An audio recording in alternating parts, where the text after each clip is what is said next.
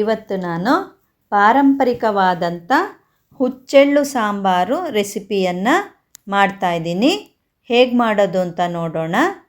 ಅದಕ್ಕೋಸ್ಕರ ನಾನು ಒಂದು 3/4 ಗ್ಲಾಸಷ್ಟು ಕಡಲೆಕಾಳನ್ನು ತೊಗೊಂಡಿದ್ದೀನಿ. ಕಡಲೆಕಾಳನ್ನು ನಾನೀಗ ಕಡಿಮೆ ಉರಿ ಇಟ್ಕೊಂಡು ಹದವಾಗಿ ಹುರ್ಕೋತಾ ಇದ್ದೀನಿ. ಕಡಲೆಕಾಳು ಯಾವ ರೀತಿ ಆಗಬೇಕು ಅಂದರೆ ಮೇಲಿನ ಸಿಪ್ಪೆ ಎಲ್ಲ ಬಿಟ್ಕೋಬೇಕು, ಪಟಪಟ ಅಂತ ಸಿಡಿಬೇಕು, ಅಲ್ಲಿ ತನಕ ಹುರ್ಕೋತೀನಿ.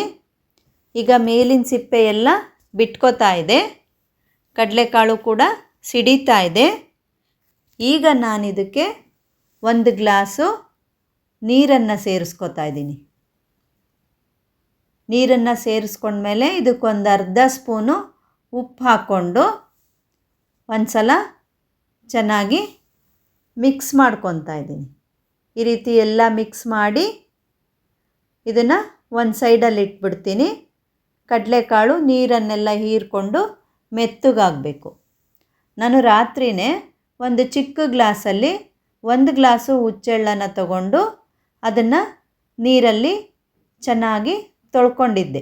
ಹುಚ್ಚೆಳ್ಳಿನ ಮೇಲಿರ್ತಕ್ಕಂಥ ಧೂಳೆಲ್ಲ ಹೋಗೋ ರೀತಿ ಚೆನ್ನಾಗಿ ತೊಳ್ಕೊಂಡು ನೆನೆಸಿ ರಾತ್ರಿ ಇಡೀ ಹಾಗೆ ಬಿಟ್ಟಿದ್ದೆ. ಈಗ ನಾನು ಅದನ್ನು ಒಂದು ಮಿಕ್ಸಿ ಜಾರಿಗೆ ಹಾಕ್ಕೊಂಡು ರುಬ್ಕೋತಾ ಇದ್ದೀನಿ. ಹುಚ್ಚೆಳ್ಳಿನ ಹಾಲೆಲ್ಲ ಬಿಟ್ಕೋಬೇಕು. ಆ ರೀತಿ ಸ್ವಲ್ಪ ಸ್ವಲ್ಪನೇ ನೀರನ್ನು ಸೇರಿಸ್ಕೊಳ್ತಾ ಸಣ್ಣಗಾಗೋವರೆಗೆ ರುಬ್ಕೊಂಡಿದ್ದೀನಿ. ಈಗ ಇದನ್ನು ನಾನು ಒಂದು ಸ್ಟ್ರೈನರಲ್ಲಿ ಹಾಕ್ಕೊಂಡು ಹಾಲನ್ನೆಲ್ಲ ಹಿಂಡ್ಕೋತಾ ಇದ್ದೀನಿ. ಈಗ ಹಾಲನ್ನೆಲ್ಲ ಹಿಂಡ್ಕೊಂಡ್ಮೇಲೆ ಮತ್ತೊಂದು ಸಲ ಮಿಕ್ಸಿ ಜಾರಲ್ಲಿ ಹಾಕ್ಕೊಂಡು ಮತ್ತೆ ಸ್ವಲ್ಪ ನೀರು ಸೇರಿಸ್ಕೊಂಡು ರುಬ್ಕೋತಾ ಇದ್ದೀನಿ. ಇದರಲ್ಲಿ ಇನ್ನೂ ಕೂಡ ಸ್ವಲ್ಪ ಹಾಲಿನ ಅಂಶ ಇದೆ, ಹಾಗಾಗಿ ಮತ್ತೆ ರುಬ್ಕೊಂಡು ಚೆನ್ನಾಗಿ ಹಿಂಡ್ಕೊಂಡಿದ್ದೀನಿ. ಈಗ ಖಾರ ರುಬ್ಕೊಳ್ಳೋಕೆ ಬೇಕಾಗಿರ್ತಕ್ಕಂಥ ವಸ್ತುಗಳನ್ನು ರೆಡಿ ಮಾಡ್ಕೊಂಡಿದ್ದೀನಿ. 1 ಈರುಳ್ಳಿ ಹೆಚ್ಕೊಂಡಿದ್ದೀನಿ, 1 ಬೆಳ್ಳುಳ್ಳಿ ಸಿಪ್ಪೆ ಸುಲಿದಿಟ್ಕೊಂಡಿದ್ದೀನಿ, ಸ್ವಲ್ಪ ಹುಣಸೆ ಹಣ್ಣು ತೊಳೆದಿಟ್ಕೊಂಡಿದ್ದೀನಿ, 1 ಅರ್ಧ ಸ್ಪೂನು ಜೀರಿಗೆ ತಗೊಂಡಿದ್ದೀನಿ, 1 ಸ್ಪೂನು ಕೊತ್ತಂಬರಿ ಪುಡಿ, 1 ಸ್ಪೂನು ಖಾರದ ಪುಡಿ, ಹಾಗೆ ಸ್ವಲ್ಪ ಕೊತ್ತಂಬರಿ ಸೊಪ್ಪನ್ನು ಕೂಡ ತೊಳೆದಿಟ್ಕೊಂಡಿದ್ದೀನಿ. ಈಗ ಈ ಎಲ್ಲ ವಸ್ತುಗಳನ್ನು ಒಂದು ಮಿಕ್ಸಿ ಜಾರಲ್ಲಿ ಹಾಕ್ಕೊಂಡು ಅದಕ್ಕೆ 1 ಸ್ಪೂನು ಬೆಲ್ಲನೂ ಸೇರಿಸ್ಕೊತಾ ಇದ್ದೀನಿ, 1 ಅರ್ಧ ಸ್ಪೂನು ಕಡಲೆ ಹಾಕ್ಕೊಂಡು ರುಬ್ಕೋತಾ ಇದ್ದೀನಿ. ಖಾರ ಚೆನ್ನಾಗಿ ನುಣ್ಣಗಾಗಬೇಕು.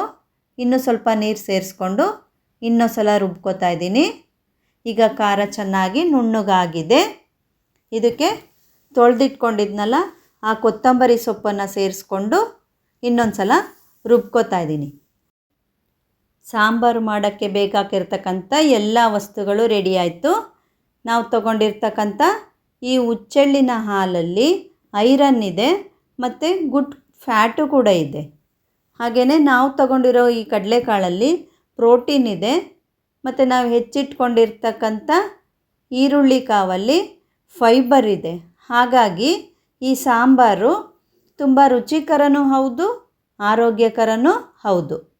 ನಾನೀಗ ಸಾಂಬಾರನ್ನ ರೆಡಿ ಮಾಡ್ಕೊಳ್ಳೋದಕ್ಕೆ ಹುಚ್ಚೆಳ್ಳಿನ ಹಾಲನ್ನು ಒಂದು ಬೌಲಲ್ಲಿ ಹಾಕ್ಕೊತಾ ಇದ್ದೀನಿ. ರುಬ್ಕೊಂಡಿದ್ದಂಥ ಖಾರನೂ ಕೂಡ ಹಾಲಿನ ಜೊತೆ ಹಾಕ್ಕೊತಾ ಇದ್ದೀನಿ. ಎರಡನ್ನೂ ಒಂದು ಸಲ ಚೆನ್ನಾಗಿ ಮಿಕ್ಸ್ ಮಾಡಿಕೊಂಡು ಈಗ ಇದಕ್ಕೆ ಮೊದಲಿಗೆ ರೆಡಿ ಮಾಡ್ಕೊಂಡಿದ್ದಂಥ ಕಡಲೆಕಾಳನ್ನು ಹಾಕ್ಕೋತಾ ಇದ್ದೀನಿ.